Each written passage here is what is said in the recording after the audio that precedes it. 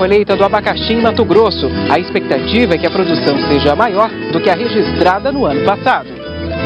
Você vai ver que as sementeiras da região sul de Mato Grosso estão correndo contra o tempo para entregar todo o estoque. Você vai ver também no norte de Mato Grosso como é feito o processo de desbaste nos cultivos que integram lavoura, pecuária e floresta.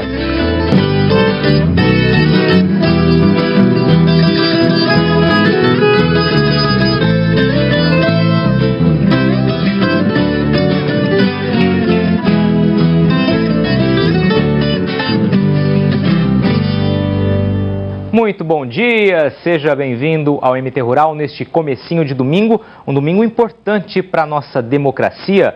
Hora de escolher nas urnas quem vai conduzir os nossos municípios pelos próximos 4 anos. E como você sabe, é com o nosso voto que a gente pode ajudar a construir um futuro melhor, né?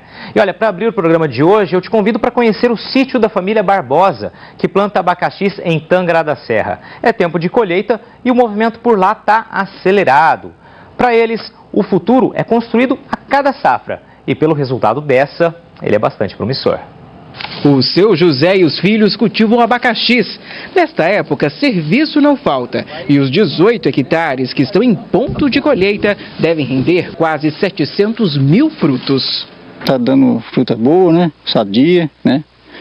Está rendendo o que a gente esperava, né? O bom desempenho é resultado de um conjunto de fatores: chuva na dose certa, investimento em adubação e no aumento da lavoura. O Silvano, um dos filhos do seu José, explica que apesar da boa colheita, eles também enfrentaram problemas. Parte da plantação sofreu com o ataque de uma doença comum na cultura. Esse aqui é um abacaxi que está sadio e esse é outro abacaxi aqui, é um abacaxi da doença, que é conhecido como a cochonilha. Então a gente tem muito dessa doença aqui, a gente tenta arrancar os pés que estão doentes, a gente tenta ou queimar ou enterrar, porque é o único modo de acabar com essa doença. Mas no geral a produção foi boa? Sim, no geral a produção foi boa porque a gente vem tentando, a gente tem indício dessa doença em torno de 5 a 15%, dependendo do estaião.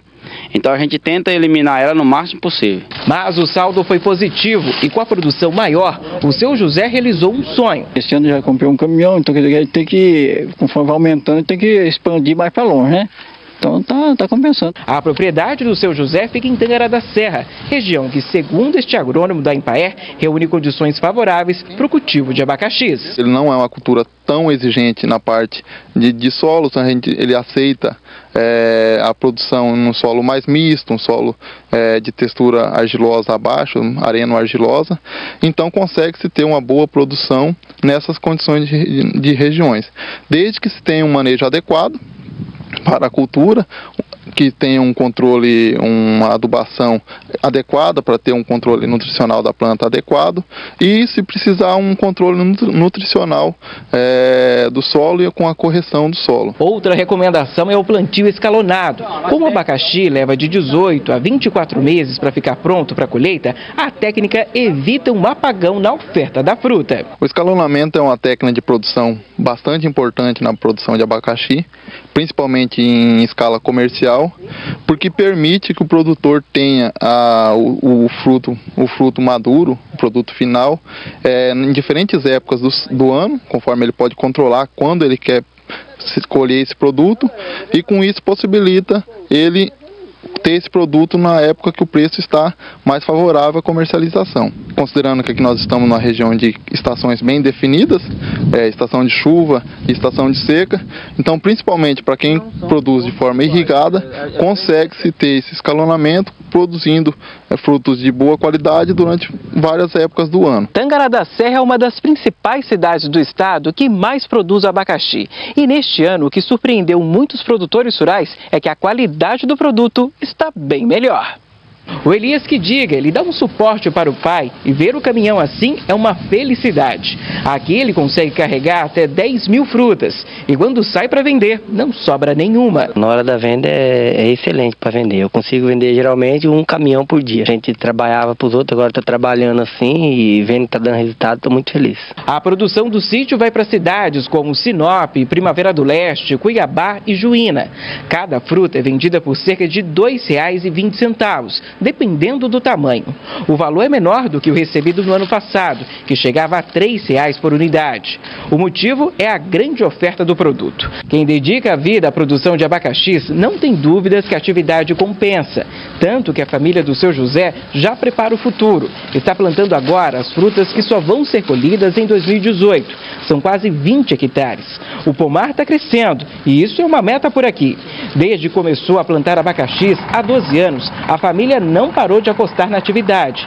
No início eram apenas 2 hectares. Hoje são quase 60, entre a área que está sendo colhida e as que vão ficar prontas nos próximos anos. A gente queria 30%, a gente vai ultrapassar essa meta e para o próximo ano a gente quer ver se a gente consegue ultrapassar de novo. Legal, né? Olha, a gente segue agora falando de frutas, mas para tirar a dúvida do seu Antônio, lá mesmo de Tangará. Ele plantou alguns coqueiros da variedade anão no quintal da casa dele. Quer saber por que os frutos estão caindo antes da hora. Há 4 anos, o seu Antônio Macena cultiva 4 pés de coqueiro aqui no quintal da casa dele em Tangará da Serra. Plantou para o consumo da família mesmo, para dar para os amigos, só que segundo ele, 3 desses pés estão apresentando a queda prematura do fruto. Eu boto estrumo, boto adubo, mas eu acho que não é o suficiente deles, né?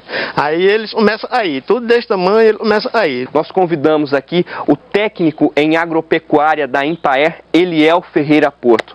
Seu Eliel, explica pra gente então por que esses cocos estão caindo antes da hora. Tem várias razões. Aquilo que a gente mais atribui aqui, talvez seja justamente a falta de mineral do solo, né? Que venha na fonte de adubos químicos ou até mesmo adubos orgânicos. Originalmente aqui era uma região de cerrado, então nós temos na constituição dos solos um solo muito pobre em termos de minerais. Eliel explica que é comum acontecer isso em pés de coco plantados em quintais como esse. A pessoa tem que ter essas informações no sentido para fazer uma correção adequada, não cimentar em volta das plantas, né? Que o cimento também inibe a absorção de água e até mesmo de nutriente, né?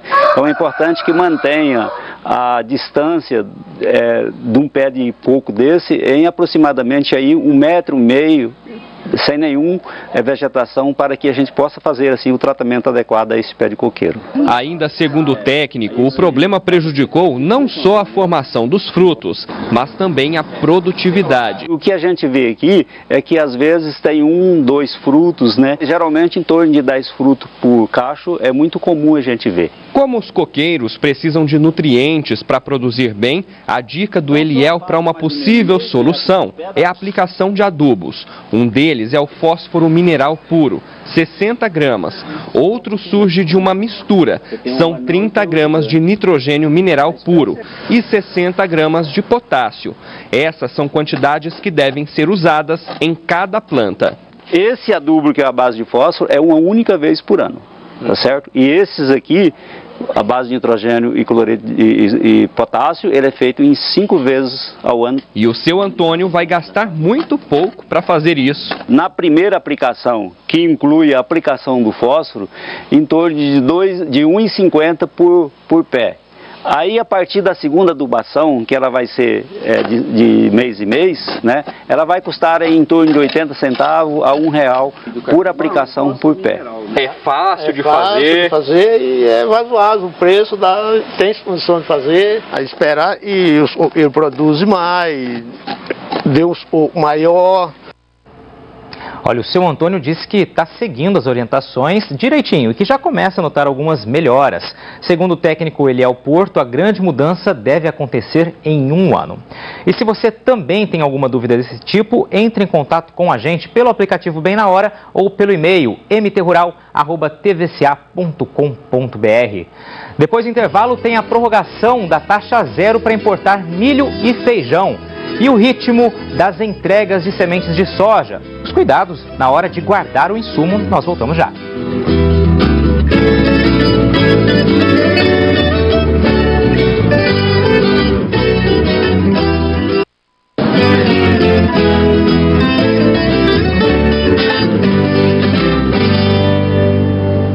O governo federal prorrogou o imposto zero nas importações de milho e feijão. O Renato Rosa traz os detalhes. A isenção de imposto na importação do milho começou em abril deste ano e terminaria agora em outubro, na compra de até 1 milhão de toneladas. Esta semana, a Camex, Câmara do Comércio Exterior, avaliou o pedido de prorrogação por 90 dias e aprovou a proposta. Quem importar o cereal fora do Mercosul fica livre da alíquota de 8%. Dentro do bloco econômico, essa isenção já existe. A medida estimula importações, principalmente dos Estados Unidos. O governo federal adotou o imposto zero nas importações do milho para tentar controlar os preços do cereal no mercado interno, que subiram bastante, prejudicando criadores de aves e suínos. O milho é o principal item da ração. A mesma medida vale para a importação do feijão, das variedades preto e carioquinha, que teve a taxa zerada em junho deste ano. E olha, falando em milho, esta semana teve encontro em Cuiabá sobre produção de silagem. A nossa equipe foi conferir. Dono do maior rebanho do país, Mato Grosso é uma das principais forças da pecuária brasileira, que é destaque no mundo. Mas para continuar no topo, o setor não pode cochilar. Numa atividade competitiva, eficiente é regra. Para este especialista em genética animal, é preciso produzir mais. E um dos caminhos é o investimento em nutrição. Com a melhoria da técnica de produção e a necessidade de produzir mais por área, essa tecnologia está vindo com uma força tremenda, expandindo muito o uso de silagens porque é um mecanismo muito eficiente, notadamente em regiões como aqui em Mato Grosso, que já é fortíssima produtora de milho, e milho é uma planta essencial, das melhores que tem para utilizar em produção de silagem. O avanço da tecnologia nutricional tornou a produção de silagem mais criteriosa. Colher a matéria-prima na hora certa, por exemplo, pode fazer grande diferença na engorda do rebanho. Se alguém pega um pé de milho, pica numa picadeira de milho qualquer e faz o acondicionamento dele em lonas ou em trincheiras de terra, ele vai produzir uma silagem. Mas se ele não colher esse milho no ponto exato de colheita para otimizar a quantidade de nutrientes que ele tem, ele vai fazer isso perdendo dinheiro por um simples cuidado de saber o momento adequado para fazer.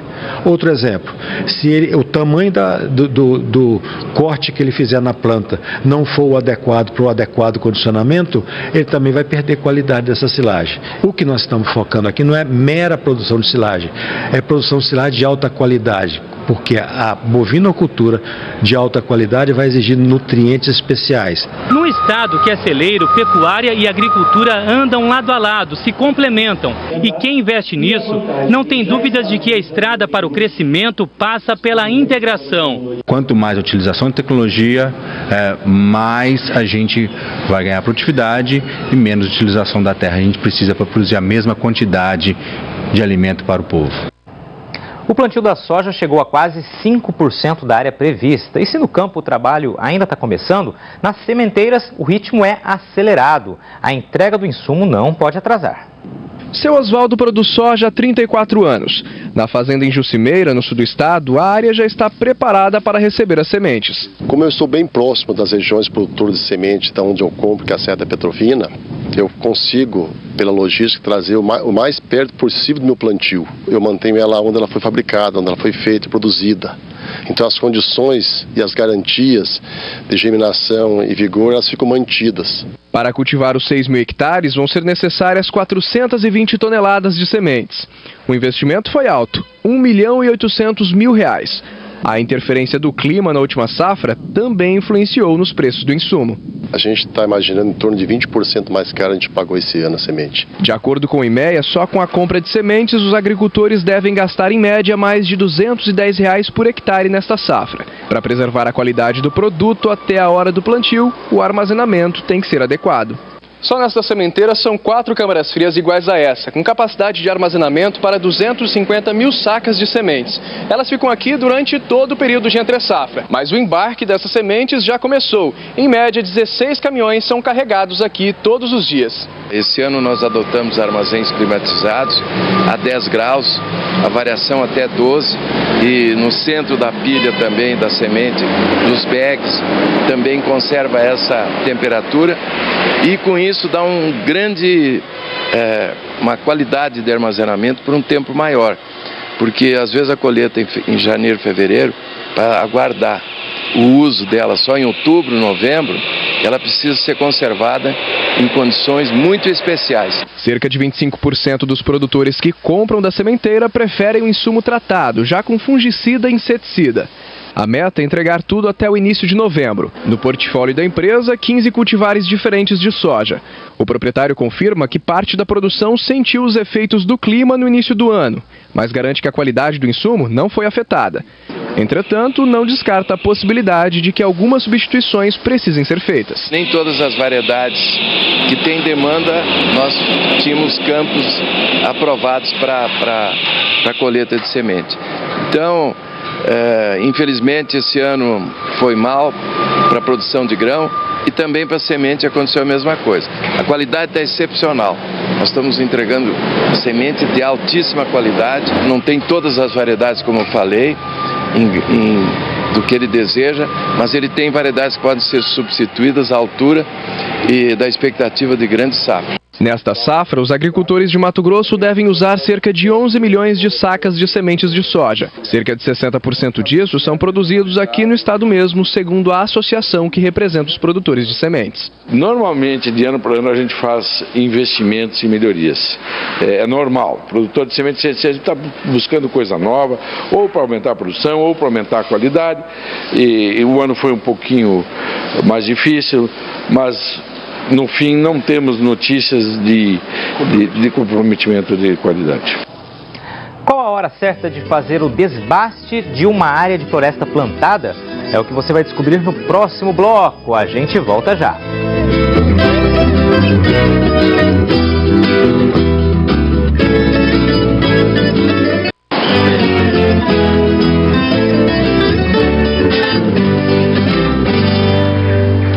Durante 60 dias, a presença de pés de algodão no campo está proibida. É o vazio sanitário que começou em parte do estado.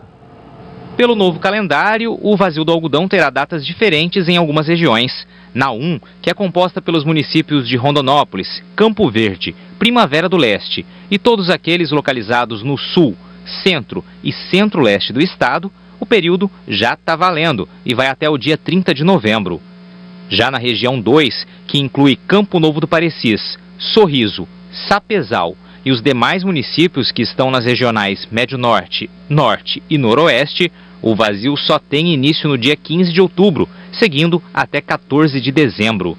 Neste período, o plantio fica proibido e não é permitida a existência de nenhuma planta de algodão que esteja em estágio que ofereça risco sanitário, seja ela nascida espontaneamente ou rebrotada. A medida tenta evitar a sobrevivência de algumas pragas durante a entre-safra, especialmente o bicudo, principal ameaça aos algodoeiros. Quem não obedecer o período pode ser multado pelos fiscais do INDEA. No ano passado foram realizadas 1.150 fiscalizações e emitidas 95 autuações.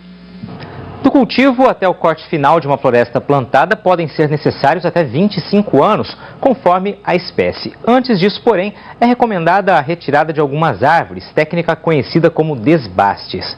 No sistema que integra a floresta, pecuária e agricultura, este manejo é ainda mais importante. Entenda o porquê na reportagem. A fita amarela sinaliza que a árvore vai ser derrubada. A área de eucaliptos foi plantada em 2009 e passa agora pela primeira retirada de plantas. O desbaste é uma prática silvicultural que visa melhorar a qualidade do plantio e, ao mesmo tempo, propiciar mais espaço para as árvores remanescentes, ou seja, aquelas árvores que a gente aposta que vão ficar até o corte final. E no sistema integrado serve para, também tem a finalidade de diminuir a competição por luz entre as espécies florestais e os cultivos agrícolas. A escolha dos exemplares que vão ser cortados é feita pelo pesquisador Hélio Tonini, engenheiro florestal que trabalha na unidade da Embrapa em Sinop. Então a gente remove aquelas árvores de má formação do fuste, doentes. Então a gente acaba apostando naquelas que vão ficar para o corte final. A gente tem uma determinada área com potencial de crescimento, né? A gente pode ter 50 árvores competindo por recurso ou pode ter 20. Né? Então nós vamos ganhar dimensão, consequentemente valor de mercado. O pesquisador explica que o tempo ideal para o primeiro desbaste varia conforme o ritmo de crescimento da espécie florestal. Em áreas de integração com lavoura e pasto como esta, o desempenho das culturas associadas também é levado em conta. A gente monitora os dois, de forma que o sombreamento causado pelas árvores não interfira de uma forma muito drástica no cultivo agrícola ou forrageira, né? O trabalho também avalia a melhor maneira de realizar o desbaste em sistemas integrados. Está testando um totalmente seletivo, que a gente tira as piores árvores, e um sistemático que a gente remove as duas linhas laterais, deixando só a central. Além de ajudar no desenvolvimento da área cultivada, o desbaste parcial gera uma renda intermediária para a propriedade, já que a madeira é aproveitada. Foi o que fez o agricultor Daniel Wolff. Na fazenda dele, em Nova Canaã do Norte, são 85 hectares com integração entre a lavoura, pecuária e floresta. Na área foram cultivadas 4 espécies diferentes de árvores. O eucalipto e a teca tiveram os melhores resultados, porque são plantas mais altas e que não geram tanta sombra para os cultivos mais baixos, o que não acontece, por exemplo, com o pinho cuiabano, que acaba por abafar as culturas agrícolas, como a soja, que é plantada em consórcio. A madeira extraída foi usada na própria fazenda. Hoje o mercado de madeira aqui na região para eucalipto ainda é um pouco restrito, né? E a gente ainda não sabe qual a durabilidade do eucalipto na região. Hoje nós estamos utilizando aqui na fazenda, nas cercas da fazenda. A expectativa é que dure no mínimo 10 anos, né? A economia, segundo o produtor, foi de aproximadamente 30%. Outra alternativa é usar a madeira como lenha para as propriedades que possuem armazéns e silos. O MT Rural de hoje fica por aqui. Obrigado pela sua companhia e um excelente domingo. E olha, não se esqueça de exercer com responsabilidade o seu direito democrático, o seu dever como cidadão. Vote com consciência e até domingo que vem. Sucesso da porteira para dentro, força e fé da porteira para fora e vamos que vamos. Tchau!